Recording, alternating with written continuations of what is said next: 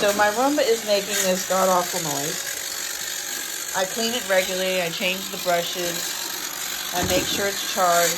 And I worked all day taking it apart, trying to figure out what was wrong with it. And I even searched on YouTube.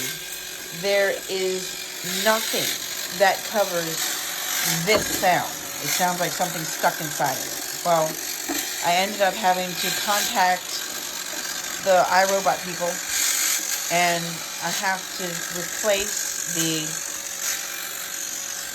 cleaning head on the Roomba. So that will set you back about $65, but she gave me 15% off, so it was only $45, and she gave me free shipping. So, yeah, it's driving me nuts.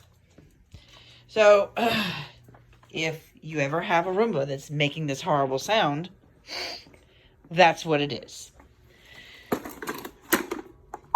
I think I'm going to turn it on when I'm not here and let it work, because it still works. It's just really annoying right now.